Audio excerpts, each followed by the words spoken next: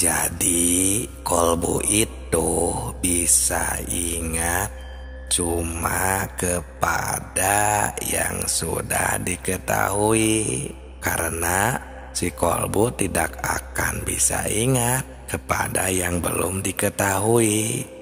Nah, ini agar kita semakin sempurna ilmu makrifatnya, karena ini adalah makrifatullah tingkat tinggi. Nah, sahabatku, sahabat tilawah semuanya, ini urusan mengingat agar kita bisa makrifat dengan benar, sehingga bisa dirasakan oleh yang mengingatnya sendiri.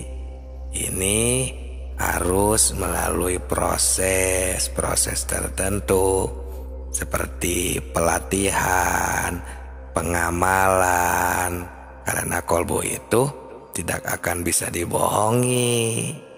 Jadi si kolbu bisa ingat cuman kepada yang sudah diketahui.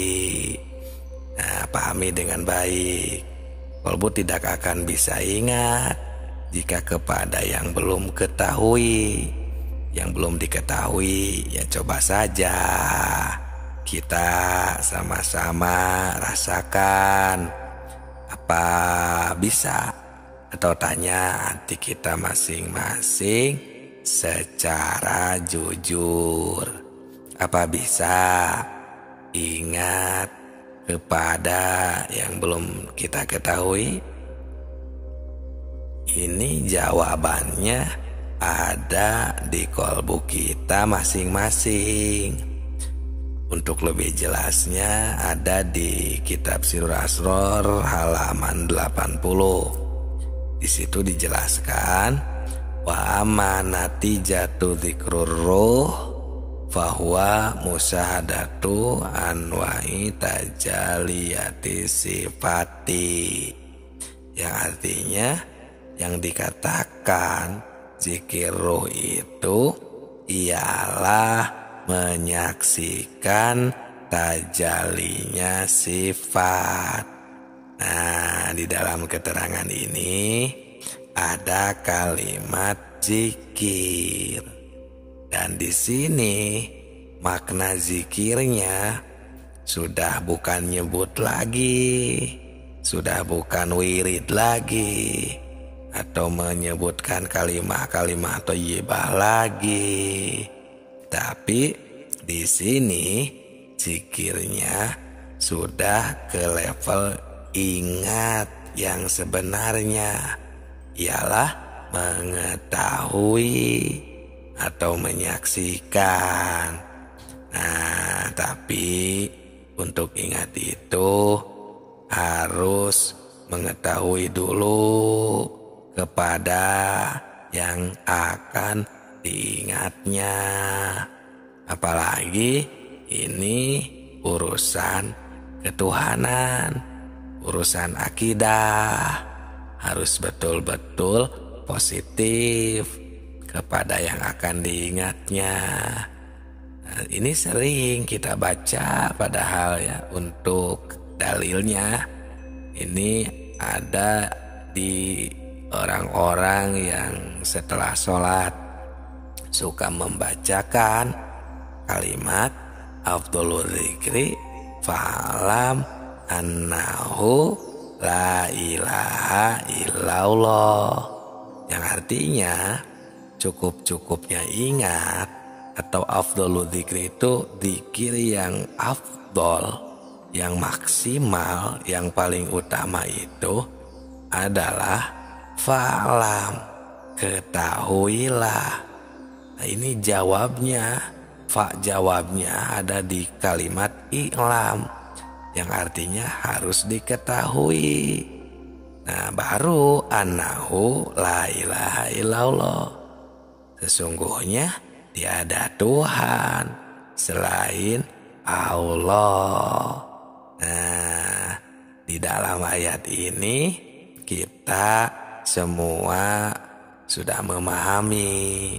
Bahkan para arif billah di dalam kitab karangannya ya, seperti kitab hikam dan kitab-kitab tasawuf lainnya, ini menunjukkan keharusan makrifat kepada Tuhan, makrifatullah. Ini menunjukkan kita ini harus, karena penting sekali.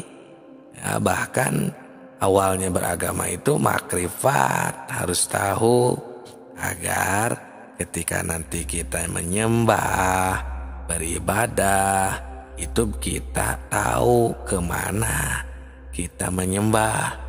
Karena seolah-olah ini ya, seolah-olah seperti kalau kita lihat non-muslim seperti yang menyembah patung contohnya, itu yang disembah jelas ada di depan. Nah sedangkan kita yang disembah kayak goib gitu. Nah padahal untuk orang yang sudah makrifat, yang sudah benar-benar mengetahui ibadah kepada Allah dengan sempurna, itu tidak goib. Allah itu dzahir, nyata, ada di muhit ya, di sekitar, di semua. Karena Allah itu muhitun ala kulli syai'in qadir ya. Allah itu ada di semua ya ciptaannya. Karena ciptaannya itu adalah pasti tidak akan terpisah dengan yang menciptakannya. Seperti kita melihat orang yang sedang mencangkul.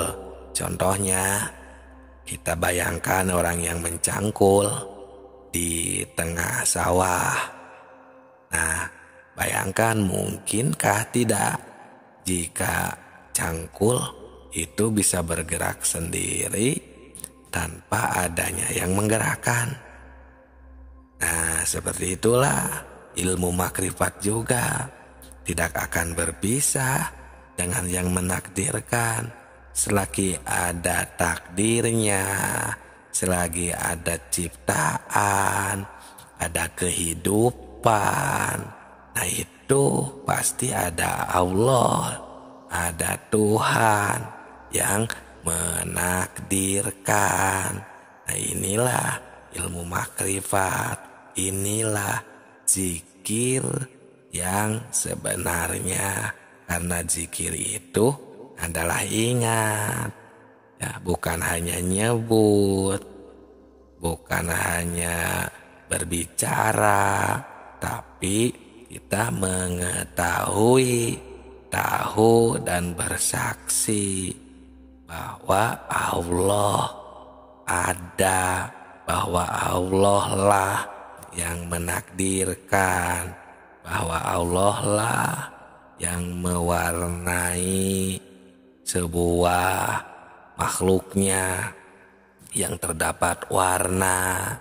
Contohnya warna buah yang merah, Allah yang menghendaki, menakdirkan si buah itu berwarna merah.